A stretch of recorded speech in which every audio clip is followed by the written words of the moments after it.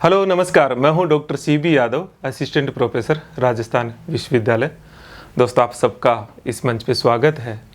और दोस्तों, आज हम चर्चा करेंगे असिस्टेंट प्रोफेसर के साक्षात्कार के बायोडेटा पे। और चर्चा का संदर्भ ये है कि जो हमारा साक्षात्कार कार्यक्रम चल रहा है उसमें जो मॉक इंटरव्यू हम देख रहे हैं लगातार, उसमें अगर सबसे ज़्यादा कहीं विद्यार्थियों को तैयारी करने की ज़रूरत महसूस हो रही है तो वो मुझे लगता है बायोडेटा। और दूसरा संदर्भ ये है कि अभी अभी जब मैं ये वीडियो आपके सामने ला रहा हूँ, RPSC से मेरे एक स्टूडेंट इंटरव्यू देके निकली है और उन्होंने कहा सर मेरा साक्षात्कार तो 20-22 मिनट हुआ, लेकिन उसमें 10-12 मिनट तो सिर्फ बायोडेटा पे चर्चा हुआ सर, विषय पे तो कुछ पूछा ही नहीं गया है। तो मुझे लगा कि मुझे इस पर थोड़ी सी आपसे बात करनी चाहिए कि आखिर अपने बायोडेटा की तैयारी कैसे करें और बायोडेटा को तैयार करना कितना महत्वपूर्ण है। ये मेरा आज का संदर्भ है। दोस्तों, एक अच्छी खबर ये है कि असिस्टेंट प्रोफेसर इंग्लिश लिटरेचर का रात को रिजल्ट आया और उसमें 5 विद्यार्थियों के मेरे पास मैसेज है। हर्षिता 43 रैंक, प्रीति 55, सविता यादव 77, नमिता 190 और अनीता मीना 113 और भी आते रहेंगे। अभी आप सबको बधाई, जिनका चयन नहीं हुआ लगातार लगे रहे। दोस्तों, ये तो एक जीवन की यात्रा है, थकना नहीं है, रुकना नहीं है जब तक कि अपने मुकाम को हासिल नहीं कर ले। दूसरी वैकेंसी आई गई है तो लगे रहिए। तो मैं मुद्दे पे आता हूँ। इस विषय पे मैंने एक घंटे के लगभग तीन वीडियो मेरी CB कैंपस ऐप है हमारी, उस पे मैंने अपलोड कर रखे हैं, जिस पे एक बायोडेटा का, एक जॉब का और एक ओवरऑल जो और दूसरे तरह के क्वेश्चंस होते हैं उन पे 3 वीडियो मैंने डाल रखे हैं। यहाँ मैं संक्षिप्त चर्चा करूँगा 10-12 मिनट, जिससे आपको एक दिशा मिल सके। तो बायोडेटा पे तैयारी क्यों ज़रूरी है, क्या वास्तव में ये इतना महत्वपूर्ण है क्या? दोस्तों, एक सवाल मैं आपको देता हूँ। अगर आपको इंटरव्यू बोर्ड बना दिया जाए और आपको एक विद्यार्थी का चयन करना हो, सोचिएगा कि क्या आप एक ऐसे स्टूडेंट का चयन करेंगे जिसने बहुत सारे सही जवाब देंगे, लेकिन आपको ये लगता है कि ये है ना रट्टू है, इसे इसमें एकेडमिक समझ नहीं है, ये रुकेगा नहीं। अब सोचिए, मतलब अगर आपको ये आभास हो उसके बायोडेटा से, इसमें स्टेबिलिटी नहीं है, करियर को लेकर क्लियरिटी नहीं है, निश्चित तौर पर ये जवाब क्या होगा? नहीं, भले ही वो कितना ही बढ़िया जवाब दे दिया हो। और इसीलिए आपने कई बार सुना होगा कि मेरा इंटरव्यू बहुत शानदार हुआ था लेकिन नंबर नहीं आए। दूसरी चीज़ ये सोचनी और समझने की ज़रूरत है आपको कि बायोडेटा जो है उसमें जो आपके उत्तर होंगे उन आंसर से आखिर आगे क्या जाना चाहिए, मतलब एक इमेज क्या जानी चाहिए आपकी। बायोडेटा आपकी एक इमेज को ट्रांसफ़र करता है, ध्यान दीजिए। तो इंटरव्यू बोर्ड के समक्ष आप क्या इमेज रखना चाहते हो, ये पहले आपका माइंड में सेट होना चाहिए कि आप ये एक इमेज रखना चाहेंगे। क्योंकि वो इमेज ही आप जब इंटरव्यू दे के चले जाएंगे तो आपके सवाल उन्होंने पूछा, उसका क्या जवाब दिया, ये याद नहीं रहते हैं। एक इमेज रहती है और उस इमेज का बहुत बड़ा हिस्सा बायोडेटा से निर्मित हो जाता है, आपकी शुरुआती जो कुछ क्वेश्चंस और जो आपके बारे में जानते हैं। तो इमेज क्या होनी चाहिए? क्योंकि ज़्यादातर विद्यार्थी क्या सोचते हैं कि अच्छा, मैंने उसका ये उत्तर देना था, मैं इसका गैप का क्या तैयार करूं, इसके बारे में क्या तैयार करूं, इसके बारे में क्या तैयार करूं। तो दोस्तों, ऐसे नहीं होता है कि क्या तैयार। हर विद्यार्थी का अपना एक अकादमिक यात्रा है, उसकी अपनी एक जीवन यात्रा है, उसका अपनी एक पर्सनैलिटी है। और इसीलिए मैंने जो साक्षात्कार कार्यक्रम डिजाइन किया उसमें 1-to-1 प्रोग्राम जो डिजाइन किया उसमें यही चीज़ थी कि पहले मैं आपका आंसर सुनूं। तो पहली चीज़ तो यह है कि बायोडेटा से संबंधित बायोडेटा बहुत महत्वपूर्ण है तैयार करना आपकी इंटरव्यू की तैयारी के लिए। दूसरी है कि बायोडेटा से संबंधित कितने क्वेश्चन हो सकते हैं, आप उन सारे क्वेश्चंस के बारे में सोचो आराम से। एक्सपर्ट के साथ, मैं मेरे जैसे व्यक्ति के साथ अगर समय मिलता है उनके साथ 1-to-1 में मैं करवाता हूँ। सोचो आप और उनके आंसर भी लिखो। कम से कम 50 क्वेश्चंस आप बायोडाटा पे लिखो दोस्तों, और उनके आंसर भी सोचो। समय दो, दौड़ भाग, ये बार बार मोक इनसे नहीं होगा। आप रुकिए, एक एक चीज़ पे काम कीजिए, पहले से अपनी सबकॉन्शियस माइंड को तैयार कीजिएगा। समझ रहे हैं ना आप? तो आप जब अपने आंसर डिजाइन कर रहे हो, उसमें कुछ चीज़ मैं आपको देता हूं जो एक सबके लिए फायदेमंद हो जाए कि आपको कैसे आंसर डिजाइन करना है। एक इंटरव्यू बोर्ड आपका जो इमेज क्या चाहता है, उस इमेज को सबसे ऊपर रखिए। वो आपकी इमेज ये चाहता है कि मैं एक ऐसे विद्यार्थी का चयन करूं जिसमें अपने विषय के प्रति भूख हो, आगे बढ़ने की ललक हो, समर्पण हो, और उसकी रीडिंग हैबिट हो। ध्यान दीजिए, रीडिंग हैबिट मतलब कुछ बुक्स पढ़ने वाला हो, वो केवल नोट्स क्यों रटने वाला ही नहीं हो।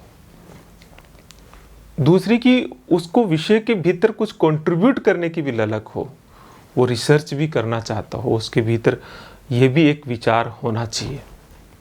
तीसरी चीज़, उसमें स्टेबिलिटी हो। चौथी चीज़, वो अपने कैरियर को लेकर क्लियरिटी हो कि मुझे अकादमिक जगत में ही अपना कैरियर बनाना है। ये चार चीज़ें मैंने आपको बताई, ये 4 चीज़ें तो ज़रूर है। बाकी उनमें एक टीचिंग की क्षमता हो कि वो टीचिंग करवा सके, एक गुड टीचर बनने की उसमें क्वालिटीज हो। ये 5 चीज़ आपके भीतर, आपकी इमेज हो। तो अपनी प्रस्तुतिकरण जब आप बायोडाटा के बारे में दे, चाहे वो गैप के बारे में दे, चाहे वो पीएचडी की या नहीं की के बारे में दे, चाहे आप जॉब शिफ्ट कर रहे हो या नहीं कर रहे हो के बारे में दे, तो आपका एंड गोल कि आपको ये अपनी एक इमेज इंटरव्यू बोर्ड के सामने ले जानी है। तो जब आपका लक्ष्य क्लियर होता है कि मुझे ये एक इमेज ले जानी है, तो आपके आंसर भी उसके अनुकूल डिजाइन हो जाएंगे। आपको मदद करेगी शायद ये बात। तो फर्स्ट चीज़ शायद आपके क्लियर हो गई। क्या क्या तैयार करें, मैं इस पे आता हूँ। जनरली बायोडाटा पे हम देखते हैं तो नाम, डेट ऑफ बर्थ, गृह जिला, अकादमिक यात्रा और जॉब, ये 5 चीज़ें। तो फिर छठी चीज़ भी ले लेते हैं, हॉबी। ये महत्वपूर्ण चीज़ें हैं। देखिए, एक एक को मैं संक्षिप्त डिस्कस करता हूँ, बहुत संक्षिप्त। नाम किसी भी पीएससी में नहीं रखा जाता है, उनके पास नहीं होता है, ना पूछते हैं, इसलिए इस पर ज़्यादा आप चिंतित ना हो। लेकिन फिर भी तैयार जरूर करें अपने नाम का अर्थ, ऐतिहासिक व्यक्तित्व है तो उससे संबंधित जानकारी, संधि विच्छेद, सामासिक विग्रह थोड़ा देख लें। डेट ऑफ बर्थ ये होती है और कभी कभी सवाल होते हैं। स्पेसिफिक डेट ऑफ बर्थ जो आपकी डेट है, वो स्पेसिफिक डे क्या था उसके बारे में जानकारी जुटाओ। ईयर, कई बार लैंडमार्क ईयर होते हैं, विशेषकर आपके सब्जेक्ट से रिलेटेड हो, वो विषय जिससे हो, उसमें एक महान व्यक्ति का जन्म भी उसी ईयर के आसपास या 100 शताब्दी का हो, उसमें एक बड़ा बदलाव आया हो, बड़ी क्रांति हुई हो, तो ईयर इम्पोर्टेंट होता है, ज़रूर देख लीजिए उसे। 2 में ज़्यादा नहीं है। गृह जिला, गृह जिला में सब लोग ये तो जो सब चीज़ें करते हैं, इतिहास देखेंगे, कला संस्कृति, ज्योग्राफी, उसका जो वहाँ की जो ऐतिहासिक इमारतें हैं, धरोहर है, वो है, ये सब चीज़ें तो आप थोड़ा थोड़ा अपने गृह जिला को देख लें। मैं जो बात यहाँ रख रहा हूँ वो अलग है। वो ये है कि आपका अपने विषय से विषय का उस जिले से क्या संबंध है। कुछ उदाहरण देता हूँ। जैसे लिटरेचर के विद्यार्थियों, उस जिले में कोई प्रमुख साहित्यकार हो, राजनीति विज्ञान के विद्यार्थियों के लिए उस जिले के राजनीतिक मुद्दे हो, लोकसभा और या फिर कोई जैसे संवैधानिक पद पे हो उस जिले से, ये चीज़ पता हो। मतलब अपने सब्जेक्ट को उस जिले से कनेक्ट करके सोचो, खुद सोचो, सहयोग लो। तो ये ज़रूर करो उस जिले से, क्योंकि क्वेश्चन ये नहीं कि आपका सब्जेक्ट इम्पोर्टेंट है, ये सिविल सर्विसेज का इंटरव्यू नहीं है। आपका विषय और वो, जैसे ड्राइंग पेंटिंग वाले उस जिले से संबंधित जो चित्रकला है, जो जो उस ज़िले से संबंधित जो स्थापत्य कला है वो उनकी जो उनमें भित्ति चित्र या उनमें चित्रकला, जैसे शेखावटी का एरिया है तो भित्ति चित्रकला के लिए प्रसिद्ध है, बूंदी है तो वो पशु पक्षियों के चित्र के लिए प्रसिद्ध है। तो मैं एक उदाहरण दे रहा हूँ, आप सोचेंगे, नहीं तो मेरे साथ बैठ के इसको चर्चा को हम लोग करेंगे। अकादमिक यात्रा सबसे बड़ी, सबसे इम्पोर्टेंट यही होती है, ये इस पे सवाल होते हैं। अगर आपने विषय बदल लिए, पहले आप साइंस डिसिप्लिन में थे अब आर्ट्स में आ गए, इंजीनियरिंग में थे आर्ट्स में आ गए, क्यों आई भाई? पूछा ही जाता है कि क्यों आई, उसमें भी पर्टिकुलर यही सब्जेक्ट क्यों लिया? अरे भैया आप पॉलिटिकल साइंस ही क्यों लिया, इंग्लिश लिटरेचर क्यों लिया, हिस्ट्री क्यों लिया? आपके पास एक क्लियरिटी होनी चाहिए, नहीं है तो सोचो और उन पलों में जाओ। कुछ चीज़ आप कनेक्ट कर सकते हैं जो स्वीकार्य है कि सर मुझे किसी मेरे जो शिक्षक थे उन्होंने मुझे गाइड किया, क्योंकि कोई ना कोई तो गाइड करता, हम थोड़ी जानते कि कौन सा विषय अच्छा, बाद में मुझे अच्छा भी लगने लगा। तो इस तरह से कोई संदर्भ की बात कर दो तो लॉजिकली फिट बैठ जाती है। या आपके ग्रेजुएशन में थे, आपको ग्रेजुएशन में 3 विषय पढ़ रहे थे, एक विषय ज़्यादा बढ़िया लगने लगा, या आपके पापा या आपके भैया या और कहीं कोई संदर्भ ज़रूर दो कि उनके माध्यम से ये चीज़ें हुई, लेकिन बाद में मुझे उसमें रुचि जागृत हुई। तो कुछ लॉजिकल चीज़ें ऐसी हो जो सही बैठ जाए, ज़्यादा महान बनने का प्रयास ना करें। गैप ये सभी के होता है, गैप का एक अप्रोप्रिएट आंसर केवल विद्यार्थियों से बात करके ही बताया जा सकता है। लेकिन कोई भी जो गैप है उसमें ये ज़रूर कह सकते हैं कि पारिवारिक कारण, मैं बस उसमें एक सावधान रहने की बात कहता हूँ कि कईयों के जीवन में बड़ी दुर्घटनाएं घटित हो जाती है परिवार में, ये इमोशनल हो जाते हैं, उनकी वजह से वो गैप बताते हैं। इंटरव्यू में कभी भी दया का पात्र बनने का या ऐसी स्थिति उत्पन्न ना होने दे, आउट हो जाएंगे कभी भी। इनके लिए एक सही एप्रोप्रिएट शब्दावली का चयन हो और उसकी पहले प्रैक्टिस हो। आपने पीएचडी क्यों नहीं की, इस तरह के सवाल भी आते हैं।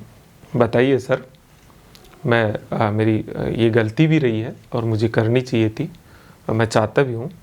जॉब में हूँ तो बताइए सर मुझे एनओसी नहीं मिली, जॉब में नहीं हो तो बताइए सर मैं पहले एक सेटल होना चाह रहा था, मुझे इस असिस्टेंट प्रोफेसर की वैकेंसी भी आ गई, इसमें इसकी योग्यता की ज़रूरत नहीं थी, तो असिस्टेंट प्रोफेसर बनने के बाद मैं बेहतर तरीके से एक पीएचडी कर पाऊँगा, मैं ऐसी समझ रखता हूँ।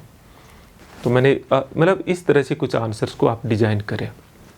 गैप हो गया, पीएचडी की तो वो टॉपिक क्यों चूज किया, तो ये बहुत सारी चीज़ें हैं। नॉन कॉलेज, कॉलेज, कई बार नॉन कॉलेज हो जाते हैं, है ना। तो ये अकादमिक यात्रा को लेके ज़रूर इसमें 2 चीज़ें ज़रूर आप देखिए। एक तो यूजी जो है, पीजी के तो पिछली बार मैंने आपको बताया था कि पीजी के पेपर्स ज़रूर पता रखें, लेकिन यूजी में कौन कौन से सब्जेक्ट थे, फर्स्ट ईयर में कौन कौन से पेपर चलते थे, मार्कशीट को देखो, सही नोमेनक्लेचर के साथ में उन्हें देखो, ये बहुत ज़रूरी चीज़ है। ऐसे ही पीजी में ऑप्शनल पेपर और कंपलसरी पेपर, सही नोमेनक्लेचर। 90% स्टूडेंट दोस्तों में मेरा अनुभव है, आप अपने पेपरों के नाम भी शुद्ध नहीं बताते हो। कई बार तो स्टूडेंट से उसके सब्जेक्ट का नाम लिखवा लेते हैं, वो भी गलत बताते हैं, सोचो। तो ये चिंताजनक स्थिति तो है, लेकिन आप इस पे काम कीजिए। एक आप है ना, हर पेपर की बुक्स ज़रूर देखें, अच्छी बुक्स दोस्तों, अच्छी बुक्स। यूनिवर्सिटीज़ के सिलेबस के नीचे रेफरेंसेज दी हुई होती है, थोड़ा जाइए अमेज़न पे देख लीजिए, लाइब्रेरी जाइए यार, इतनी बड़ी जॉब ले रहे हो, थोड़ा तो प्रयास करो। ऐसे भी मतलब क्या कि बिल्कुल ही थोड़ा रुझान होना चाहिए, है ना। तो बुक्स की लिस्ट बनाओ आप, है ना, जॉब से संबंधित, है ना, क्योंकि मैं छोटा ले रहा हूँ। ये जॉब वाले विद्यार्थियों की ज़्यादातर इंटरव्यू का बड़ा हिस्सा जॉब पे जाता है, और जाना भी चाहिए। क्यों शिफ्ट कर रहे हैं, इस पे मैंने बड़ा एक वीडियो बना रखा है, एक 1-1.25 घंटे का, मेरी ऐप पे ज़रूर देखना चाहिए आपको। लेकिन जॉब पे एक तो हायरार्की आपको पता हो, उस विभाग की हायरार्की पता हो, प्रमुख प्रोग्राम कौन से चल रहे हैं वो पता हो। लेकिन इम्पोर्टेंट क्वेश्चन ये नहीं होते, इम्पोर्टेंट क्वेश्चन ये होते हैं कि आपने अपनी जॉब में क्या इनोवेशन किया, क्यों बदलना चाहते हो। इससे भी ज़्यादा ज़रूरी होता है कि क्या चुनौतियां हैं, क्या चुनौतियां और क्या उनका समाधान है। ज़्यादातर अभी 70% विद्यार्थी जो मेरे 70% नहीं तो 60-65% स्टूडेंट स्कूल लेक्चरर, क्योंकि ये पहले ही वैकेंसी थी, वही ज़्यादातर ये असिस्टेंट प्रोफेसर का दे रहा है। तो स्कूल एजुकेशन सिस्टम में क्या चुनौतियां हैं, NEP से कनेक्ट करते हैं। आप बताइए सर, चुनौतियों में कुछ चीज़ें मैं आपको बताता हूँ। देखिए आप ऐसे बनाने के लिए, बोलने के लिए नहीं बोले, कोई बात बोले तो दिल से आनी चाहिए कि आपको समझ है। सर देखिए, मैं नहीं मानता कि बहुत सारी कमियां हैं। सरकारी व्यवस्था सिर्फ क्वालिटी की वजह से नहीं उनकी पहचान होती है, रीच भी करवाती है। वो ऐसे क्षेत्रों में भी शिक्षा देती है जहां निजी क्षेत्र नहीं पहुंच सकता। आप बताइए कि लेकिन दूसरी चीज़ ये भी है सर, जो जितना पैसा खर्च होना चाहिए बजट का हिस्सा, उतना शिक्षा पे, स्वास्थ्य पे खर्च नहीं किया जाता है। आंकड़ा पता हो आपको। फिर इंफ्रास्ट्रक्चर की कमी है सर इन सब वजह से, इसलिए भी एक वजह है। मैन पावर है तो सही, लेकिन एक प्रॉपर मॉनिटरिंग नहीं है। और सर रिफ्रेशर कोर्सेज और जो ड्यूरिंग दी सर्विस ट्रेनिंग होनी चाहिए, उसमें भी कुछ दिक्कत है। प्रचार प्रसार की कमी बता सकते हो। तो वो सारी चीज़ें जो कन्वीनियंस हो और रियलिस्टिक भी हो, सॉल्यूशन भी कुछ ऐसे ही बताएं जो ज़्यादा इफ़ेक्टिव हो। तो सरकारों की प्राथमिकता में लेके आए उन्हें।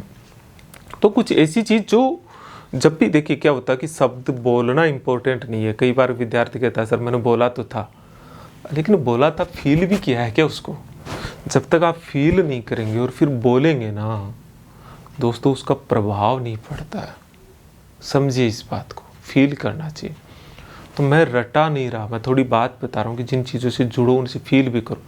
एक ये जॉब स्विफ्ट में या असिस्टेंट प्रोफेसर क्यों बनना चाहते हो, कई लोग होते हैं भाई आप इधर क्यों नहीं जाना चाहते हो। देखो दोस्तों, आप इंटरव्यू देने के लिए थोड़े से दिनों के लिए आप कुछ शब्द बोलेंगे, साहब मैं असिस्टेंट प्रोफेसर इसलिए बनना चाहता हूँ क्योंकि मैंने सवाल रटा देता हूँ तो आप, क्योंकि मुझे पढ़ाना अच्छा लगता है, मुझे पढ़ाने में बचपन से रुचि रही है, मैं रिसर्च भी करना चाहती हूँ और करना चाहता हूँ। ना ना ना ना, आपके खुद के भीतर भी वो फीलिंग हो। मैं सिविल सर्विसेज छोड़ के, आप सोचिए, कॉमर्शियल टैक्स डिपार्टमेंट में था, बढ़िया जॉब, मेरे साथी लोग अभी सारे लोग डिप्टी कमिश्नर हैं, लेकिन मुझे टॉप रैंक से सिलेक्ट किया यूनिवर्सिटी में। क्यों? क्योंकि वो फीलिंग थी भीतर, आंखों में दिख रहा था कि मुझे सर मेरा खुद का भी तो ग्रोथ होना चाहिए ना दुनिया में। मैं कहता हूँ आपको दोस्तों, दुनिया में कौन सी ऐसी जॉब है जो पैसा भी दे, आपका ग्रोथ भी करवाए? आप इसे फील करो। आपको पढ़ने के पैसे दे कि आप और पढ़ो और लिखो, ये केवल और केवल ये अकादमिक जगत है। असिस्टेंट प्रोफेसर फिर प्रोफेसर बनेंगे।